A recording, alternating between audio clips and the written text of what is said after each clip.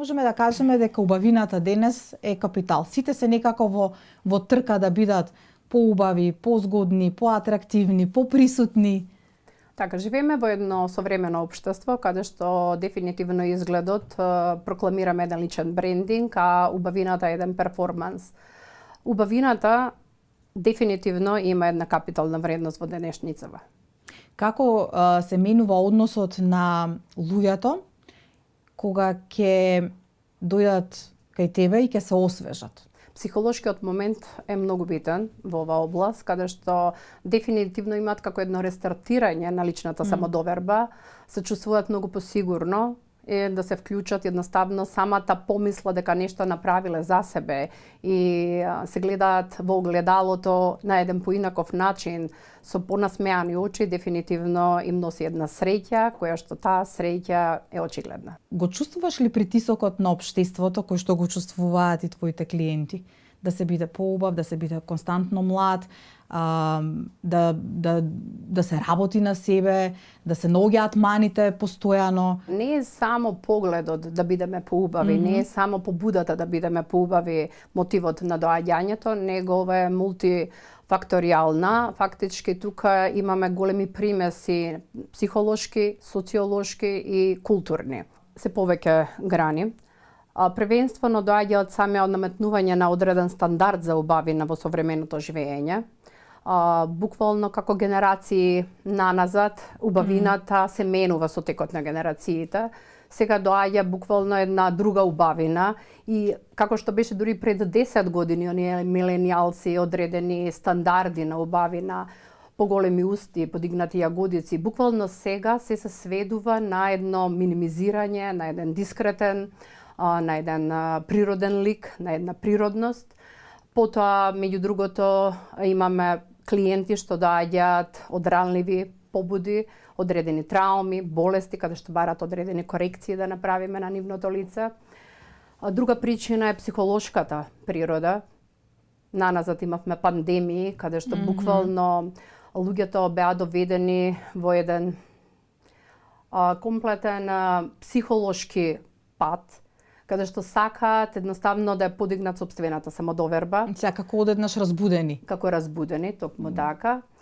И најголемиот за мене порив на доаѓање и барање на одредени естетски корекции е дефинитивно пласирањето на медиумите, значи самиот интернет, самите платформи, Facebook, Instagram, TikTok, одредени нивни апликации, платформи каде што буквално даваат една погрешна слика, пресовршена слика за убавината. Разговараш ли со клиентите кога ќе дојдат така и ќе речат сакам да изгледам како на овој филтер, ама без филтерот во живо? Да, секако. Тоа се многу честите барања самите клиенти.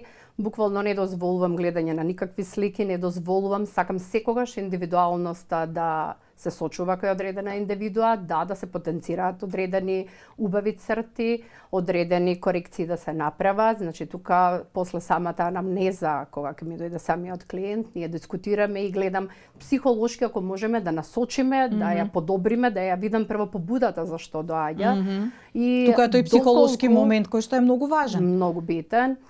Можам да се пофалам дека стварно клиентите имаат голема доверба во мене. Буквално веруваат во мојата професионалност и многу се спремни заеднички да решиме и да одлучиме што би сработило. Каде е етичката граница тука, кога некој сакам уште ова? Генерално етиката мора да е застапена во сите бранши на медицината. Секогаш кај мене важи правилото less is more или помалце е повеќе. И гледаме тука да се усогласиме и да им го кажеме на клиентите дека секогаш постепеното работење, зашто убавината е градење. Значи, ние мораме постепено, степ бај степ да изградиме доколку сакаме нешто, никогаш да не биде тоа одеднаш, да не се видоизмени самиот лик. Секогаш сум за тоа да се водам на зачувување на индивидуалитетот, на индивидуалноста на клиентите. секогаш дури некои одредени несовршености што им пречат се доста симпатични. Секогаш сум за тоа да се задржи дефинитивно. Да не бидат можеме сите да подобриме, унифицирани. да освежиме, значи само во тие рамки. Го чувствуваш ли притисокот кај твоите клиенти?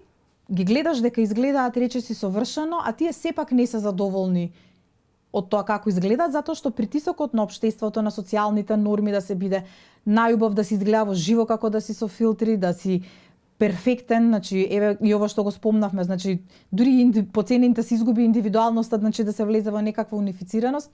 Го чувствуваш ли тоа притисокот? Имаш ли такви клиенти кои што бараат повеќе и повеќе само заради притисокот кој што е од општеството?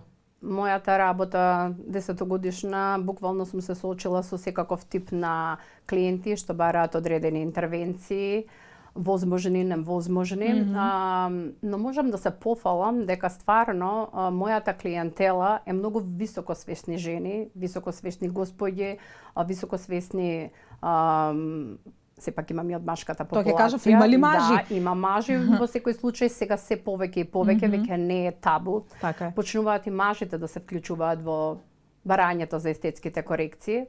Секој сака да изгледа поубаво, посвежо, поодморено. Што бараат мажите? Мажите повеќе Еве тоа на пример интересно затоа што некога кога се зборува за естетски корекции, како по правило се смета дека тоа е сегмент кој што им припаѓа на жените, а не е така, очигледно не е така. Очигледно, значи мажите сакаат претежно доаѓаат да изгледаат одморени, претежно кајни, повеќе подочњаците, пропаѓаат, бараат маскулинизација на ликот, сега по најновите трендови, добивање на онај jawline, појака маскулинизација, автоматски потенцирање на машките црти, на еден уоквирување на самиот лик, ботокс, одредени процедури. Дали естетското клучно или потребата да се изгледа помлад? Или е некоја комбинација од двете? Дефинитивно е комбинација.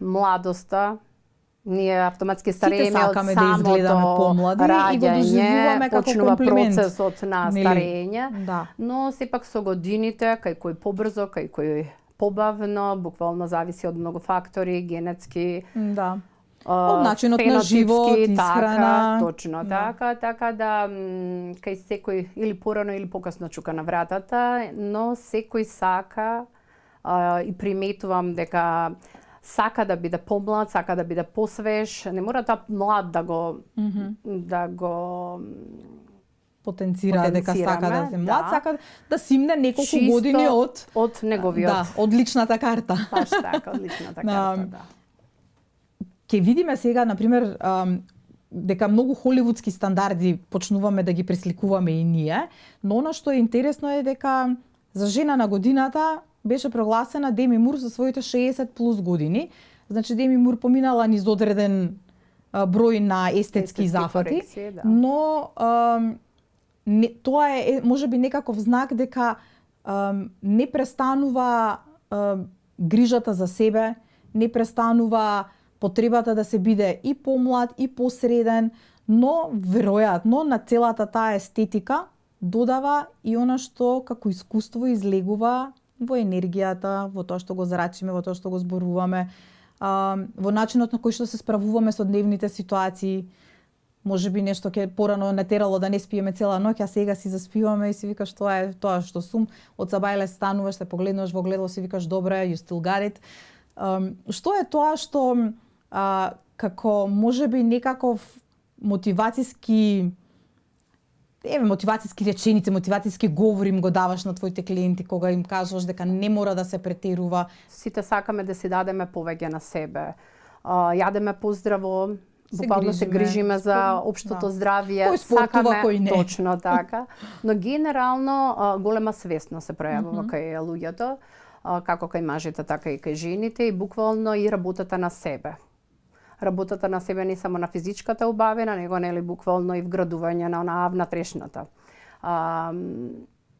Во врска со Деми Мур, да, прекрасно изгледа, мора да се согласам, одлични естетски корекции има направено, сепак за низината возраст, сите може да се сложиме дека спектакуларно изгледа, Но тука има голем еден психолошки момент, каде што дефинитивно секој има одредена побуда од нас, зошто би сакал нештото да го направи. Сигурно тука има голема позадина на психологија, каде што мислам не ми е во мој домен да зборувам, но сепак можеме да се согласиме дека изгледа феноменално. Дали новите времиња го сменија трендот на поддршка конкретно меѓу жените? Затоа што некако ми се чини, имам тоа некој мој личен впечаток, дека сме биле многу како жени во минатото, многу поригорозни една кон друга. А сега чувствувам дека тој притисок и таа поддршка едни кон други е многу посолидарни. Така, посолидарни. Па да, мислам дека и со самата свесност на живењето, мислам дека тоа доаѓа и со годините, кога жената е исполнета во многу сегменти животни, таа воопшто не е љубоморна на друга жена, ниту на убавина, ниту на успех. И генерално успешните жени, сепак жените што имаат сериозен бекграунд позади себе, изреализираноста нивна, животна, е со различни погледи и секогаш е за поддршка на друга жена. Дали убавината, да, знаеме дека има привилегија, носи привилегија, отвара врати, го олеснува можеби ситни работи во секојдневниот живот, но ти си убава жена, ти си прекрасна жена и реализирана и физички убава, меѓутоа јас бидејќи те познавам и лично знам дека во тебе има многу искуство, многу знаење, многу духовност. Дали убавината ти била некогаш товар? Убавината и успехот дефинитивно не е многу прослива, така да во современото живење, но сепак не сакам да го генерализирам, бидејќи мислам дека сум имала буквално и подавање рака, добри комплименти, никакви пречки во животот од сериозно изреализирани жени, кои што многу работеле на себе, за разлика од одредени ликови, каде што да, во секој случај сум имала и такви моменти, каде што буквално не може да ти го простат. Не може да ти ја простат ниту успехот, ниту убавината. И ќе се обидат да го девалвираат врз основа на твојот изглед. Токму така, секогаш се обидуваат да кажат одредени девалвации за она твоја собствена дали убавина, дали собствен успех. И како што спомнав, дали ќе биде потешко за новите генерации на жени, па и на мажи очигледно, да бидат убави и успешни според стандардите на новото време. Современото живење дефинитивно ќе им донесе голем товар на младите. Моje мислење и затоа мислам дека многу треба работа на сами себе. Буквално на негување, не само на физичката убавина, него малку да се свртиме и внатре кон себе, на она внатрешната убавина, во образованието, да бидат подобри личности, подобри карактерни особини да имаат, емпатично да покажуваат кон да си ги подигнат и другите критериуми во животот. Така да доколку се насочат на правилен пат, малце на поголем фокус кон саби себе, да бидат подобра верзија, секој утро да биде подобро од денес, мислам дека ќе бидеме на добар пат.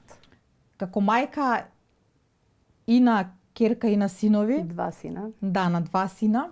Која е потешката одлука и каде лежи повеќе работа во подигнување на самодовербата на новите генерации, за тоа како да се дефинираат себе си и како да се снајдат во овој нов свет во кој што луѓето првенствено ги судат во првата секунда, нели, по нивниот физички изглед. Мислам дека жените сме ние тука многу подобри.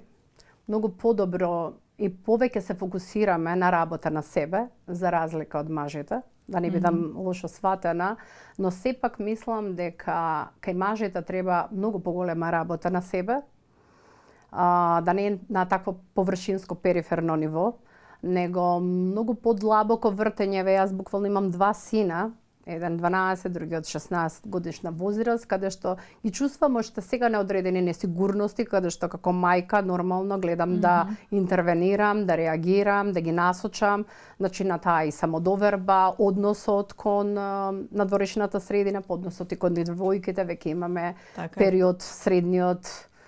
Буквално мораме да работам на тоа за да има еден подобар пристап, Системот на вредности да се системот изгради. на вредности да се изгради, токму така. Значи, машките ги чека потежок период? Мислам така. Па малку и ние да земеме душа. Токму така.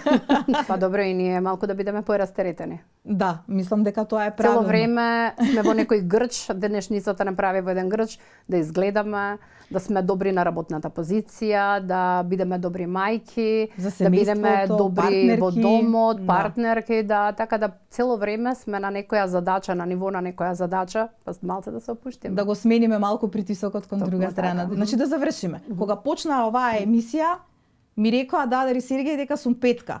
Мислам дека ме направија 10-ка. Дали сум 10-ка или мислиш дека треба да интервенираме? Или ти си целокупна личност, каде што јас буквално не те доживувам само надворешно, јас те доживувам комплетно, баш тоа што говоревме, дека ти си за една чиста 10-ка. Ета таа солидарност. Таа солидарност женска. Мажите критикуваат, ама ние жените сме тука да поддржиме. Ние Силна разговараме жена, со факти. Точно така, поддржува исто така силна жена. Така е. Ти благодарам Ти многу. благодарам и на тебе, на поканата.